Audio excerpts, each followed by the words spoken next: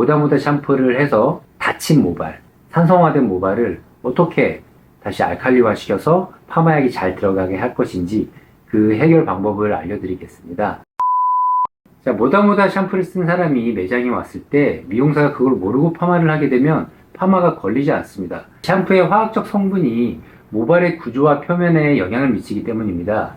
주요 성분으로 알려진 이 성분 때문에 그런데요. 폴리페놀 같은 경우에는 담쟁이 넝쿨이라든지 그런 벽에 붙는 식물들 있잖아요. 폴리페놀 성분 때문에 벽에 붙을 수가 있거든요. 그래서 염색약도 폴리페놀류를 넣으면 산화 과정을 통해서 색이 들어갑니다.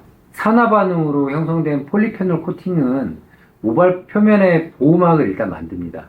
그리고 이 보호막이 1차적으로 파마약이 침투를 하지 않게 방해를 하는 역할을 하게 되는 거죠. 그리고 두 번째로는 pH. 모다모다 샴푸는 일반적으로 산성 성분을 포함해서 모발 큐티클을 다치게 합니다. 반면 파마약은 알칼리성 환경에서 작용을 해야 되기 때문에 알칼리성으로 계속 밀어넣어주면서 큐티클이 열려야지 파마약이 들어가거든요. 모다모다 샴푸를 해서 다친 모발, 산성화된 모발을 어떻게 다시 알칼리화 시켜서 파마약이 잘 들어가게 할 것인지 그 해결 방법을 알려드리겠습니다. 일단은 이 산성 성분을 제거를 해야겠죠. 이게 샴푸로 해서 웬만해서는 제거가 되지는 않아요.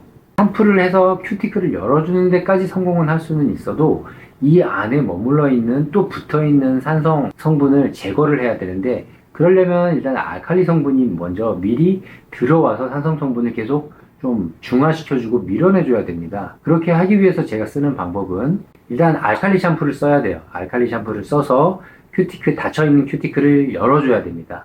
이게 보이지 않는데 어떻게 하느냐, 만져보면 알 수가 있거든요. 좀 많이 팽창됐다, 모발이 좀 통통해졌다, 그런 상태를 팽윤 상태라고 제가 가정을 하겠습니다. 이 팽윤 상태로 모발이 되면 큐티클이 열린 겁니다. 열려서 물이 좀 들어간 거예요. 예열시켜주는 역할로 알칼리랑 물이랑 반반 희석을 해서 조금 파워가 약한 알칼리성으로 만들어 놓고 그 약한 알칼리 약재를 넣어주는 겁니다. 1차적으로 약한 알칼리제를 넣어준 다음에 그 안에서 팽창되어 있고 큐티클 열려있죠. 그리고 알칼리제가 들어가 있잖아요. 알칼리제를 넣고 7분 정도 후에 꼬리빗으로 한번 싹 닦아내면은 이제 뭔가 물기가 나오겠죠.